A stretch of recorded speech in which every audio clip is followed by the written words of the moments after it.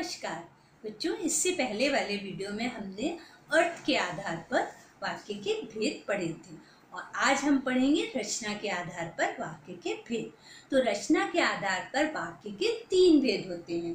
पहला सरल वाक्य, दूसरा संयुक्त वाक्य और तीसरा मिश्रित वाक्य। सिंपल सेंटेंस, कंपाउंड सेंटेंस और कॉम्प्लेक्स सेंटेंस। अब सिंपल सेंटेंस, सरल वाक्य, जिन वाक्यों में केवल एक ही उद्देश्य और एक ही विधेय होता है उन्हें सरल वाक्य कहते हैं। मतलब जिन वाक्यों में एक उद्देश्य हो और विधेय भी एक हो उन्हें सरल वाक्य कहते हैं। जैसे लड़के मैदान में खेल रहे हैं, लड़के मैदान में खेल रहे हैं, एक उद्देश्य और एक विधेय। फिर मोर नाच रहा है, मोर उद्देश्य, नाच रहा है विधेय। तो जिन वाक्यों में एक उद्देश्य और एक विधेय होता है उन्हें सरल वाक्य कहते हैं। नेक्स्ट, संयुक्त वाक्य, जिन वाक्यों में 2 या 2 से अधिक सरल वाक्य समुच्चय बोधकों के द्वारा आपस में जुड़े होते हैं उन्हें संयुक्त वाक्य कहते हैं। समझ में आया बच्चों कि जिन वाक्यों में 2 या 2 से अधिक वाक्य सरल वाक्य समुच्चय बोधकों के द्वारा, समुच्चय बोधक किंतु, और, इसलिए, ये सब समुच्चय बोधक होते हैं जो 2 वाक्यों को जोड़ने का काम करते हैं, तो उन्हें संयुक्त वाक्य कहते हैं। जैसे रोहित गिटार बजा रहा है और गौरव गा रहा है। मतलब और है समुच्चय बोधक, और के द्वारा 2 सरल वाक्य आपस में जुड़े हुए हैं। दूसरा, बादल गरज रहे हैं किंतु वर्षा नहीं हो रही है। तो यहाँ ये किंतु है समुच्चय बोधक, और बादल गरज रहे हैं और वर्षा नहीं हो रही है, 2 वाक्य हैं, सरल वाक्य हैं जो कि समुच्चय बोधक से जुड़े हुए हैं, इसलिए इनको कहेंगे संयुक्त वाक्य। अब आया तीसरा मिश्रित वाक्य, जिन वाक्यों में एक मुख्य उपवाक्य हो तथा एक या अधिक आश्रित उपवाक्य हो उन्हें मिश्रित वाक्य कहते हैं। समझ में आया बच्चों कि जिन वाक्यों में एक मुख्य उपवाक्य हो तथा एक या अधिक आश्रित उपवाक्य हो उन्हें मिश्रित वाक्य कहते हैं। जैसे जब नौकरानी घर पर नहीं थी तब घर में चोरी हो गई। तो जब नौकरानी घर पर नहीं थी, ये है मुख्य वाक्य। और आश्रित वाक्य क्या है? तब घर पर चोरी हो गई, क्योंकि जब नौकरानी घर पर नहीं थी तब घर पर चोरी हो गई। अगर हम तब घर पर चोरी हो गई, ये कोई पूरा वाक्य नहीं है। ये इस नौकरानी घर पर नहीं थी, इस वाक्य पर ये दूसरा वाक्य आश्रित है। तो इसमें ये मुख्य वाक्य हुआ और ये आश्रित। अब दूसरा, जैसे ही आकाश में बादल छाए शीतल पवन बहने लगी।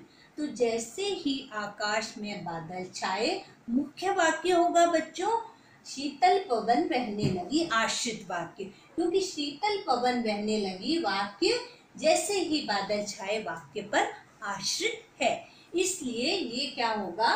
मुख्य वाक्य है।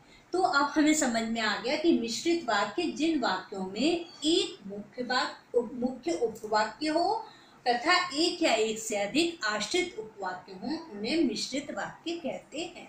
बच्चों, अब एग्जाम में, परीक्षा में आपको अधिकतर वाक्य क्या होते हैं? बदलने में वाक्य रूपांतरण आता है। परिभाषाएं नहीं पूछी जाती हैं, सिर्फ वाक्य को रूपांतरण करना परीक्षा में पूछा जाता है। जैसे सरल वाक्य है उसको संयुक्त वाक्य में बदलना, संयुक्त वाक्य को मिश्रित वाक्य में बदलना, मिश्रित वाक्य को सरल वाक्य में बदलना।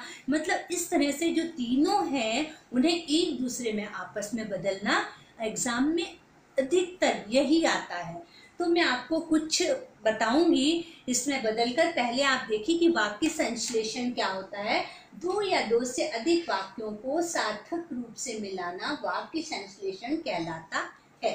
इसमें 2 वाक्यों के बीच योजक शब्दों का प्रयोग होता है। इन योजकों की सहायता से संयुक्त और मिश्रित वाक्य निर्मित किए जाते हैं।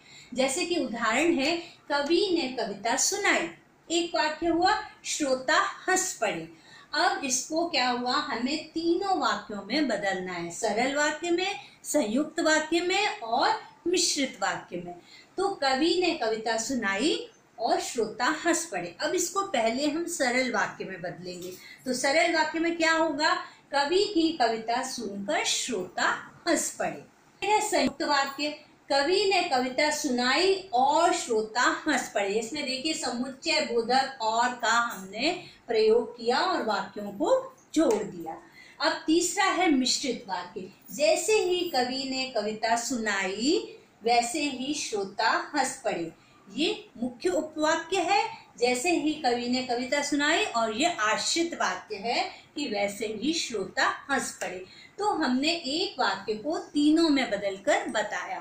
पहले सरल वाक्य, फिर संयुक्त वाक्य और फिर मिश्रित वाक्य। हम एक दूसरा उदाहरण भी देखते हैं बच्चों। जैसे गीता ने मेहनत की, गीता प्रथम आई। अब इसको हमें पहले हम सरल वाक्य में चेंज करेंगे कि गीता मेहनत करके प्रथम आई। मतलब सिंपल वाक्य है ये कि गीता मेहनत करके प्रथम आई। हमने गीता गीता बार बार नहीं लिया है, गीता ने मेहनत करके गीता प्रथम आई। फिर संयुक्त वाक्य है। संयुक्त वाक्य में मैंने आपको बताया ना, समुच्चय बोधक के द्वारा वाक्यों को, दो वाक्यों को जोड़ते हैं। तो गीता ने मेहनत की और प्रथम आ गई, और है समुच्चय बोधक, और इसलिए, किंतु, इस तरह से बहुत सारे समुच्चय बोधक होते हैं, किसी का भी प्रयोग कर सकते हैं। तो गीता ने मेहनत की और प्रथम आ गई। फिर है मिश्रित। जब गीता ने मेहनत की तब वह प्रथम आई। इसमें जब गीता ने मेहनत की ये मुख्य उपवाक्य है, और तब वह प्रथम आई ये आश्रित उपवाक्य है। तो इस तरह से ये हमारा एक और उदाहरण देखते हैं बच्चों। सुरेश के पास एक गाय है, गाय काली है। एग्जाम में बच्चों आप देखिए इसी तरह से आपको वाक्य बदलने ही आएंगे। मैंने पहले भी बताया कि कोई परिभाषा नहीं आएगी कि सरल वाक्य की परिभाषा क्या है, संयुक्त की क्या है, मिश्रित की क्या है। परिभाषाएं नहीं पूछी जाती हैं, सिर्फ रूपांतरण ही पूछा जाता है। तो पहले हमने इसको सरल वाक्य में बदला कि सुरेश के पास एक काली गाय है। सिंपल सेंटेंस हो गया।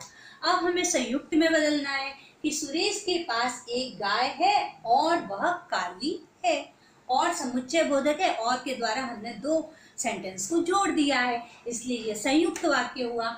अब मिश्रित वाक्य, सुरेश के पास जो गाय है वह काली है। तो सुरेश के पास जो गाय है ये मुख्य उपवाक्य है, वह काली है ये आश्रित वाक्य है। तो इस तरह से बच्चों आपको समझ में आ गया होगा कि रचना के आधार पर वाक्यों को तीन भेदों में बांटा गया है, सरल, संयुक्त और मिश्रित। और उसके अलावा हमको किस तरह से बदलना है, सरल वाक्य क्या होते हैं, संयुक्त क्या होते हैं और मिश्रित क्या होते हैं, और उनका आपस में रूपांतरण किस प्रकार करते हैं। आपको बच्चों समझ में आ गया होगा। और अगर आपको कुछ भी डाउट हो तो आप मेरे कमेंट्स बॉक्स में ज़रूर लिखिएगा, मैं आपका डाउट ज़रूर क्लियर करूँगी। और इसके बाद हम ग्रामर के नए टॉपिक के साथ मिलेंगे अगले वीडियो में। Thank you.